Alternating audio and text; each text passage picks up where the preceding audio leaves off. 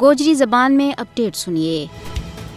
بھارتی فضائی حکومت اپنے زیر تسلط جموں کشمیر میں اپنا پنجہ چبون واسطے ہر طرح کا چانکیائی اور سامراجی حربہ تے ہتھ کنڈا استعمال کر رہی ہے۔ آبادی کا تناسب میں تبدیلی، پنڈت کالونی، سینک کالونی، اردو زبان کو خاتمہ، تاریخی مقامات کا نامہ کی تبدیلی، بے راہ روی، اوریانی، فحاشی اور شراب کی کھلے عام بکری اسی سلسلہ کی کڑی ہیں۔ مقبوضہ ریاست جموں کشمیر پر ہندوستان کو نو آبادیاتی قبضہ اس ویلے شروع ہو گیا تھو جب 27 اکتوبر 1947 میں اس نے سری نگر میں اپنی فوج لائی تھی۔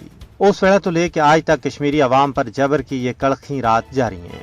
مودی حکومت کو 5 اگست 2019 کو غیر قانونی اقدام کشمیر نہ نو آبادیات بنان کی طرف پہلو قدم تھو، کیونکہ دفعہ 370 اور 35 نہ ختم کرنو RSS اور BJP کو چروکھنو خواب تھو، جس نہ انہوں نے بھارت کا عوام کا سراور مسلط ہونے تو بعد عملی شکل دیتی۔ اور بھارت ووٹر لسٹہ میں غیر کشمیری ہندوؤں نے شامل کر کے اپنی آبادکاری نہ بدانو چاہے۔ بھارتی فضائی حکومت کشمیر میں مسلم اکثریتی کردار نہ کٹان واسطے نت نواں کاڑا قوانین متعارف کرا رہی ہے۔ 5 اگست 2019 تو بعد بھارت نے غیر کشمیری ہندوؤں نے لکھاں کی تعداد میں ڈومیسائل تھماک ہے اور انہوں نے زمین کا مالکانہ حقوق جاری کرنے میں سہولت دین واسطے نواں ظالمانہ قوانین متعارف کرایا۔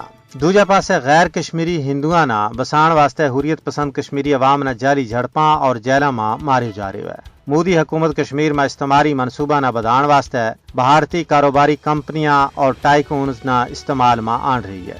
تجزیہ نگاراں کو کہنا ہے کہ ہندوستانی حکومت کا نو آبادیاتی اقدامات اقوام متحدہ کی قراردادوں کی کھلی خلاف ورزی ہے۔ اس واسطے اقوام متحدہ اور عالمی برادری نہ خواب غفلت تو جاگن کی ضرورت ہے۔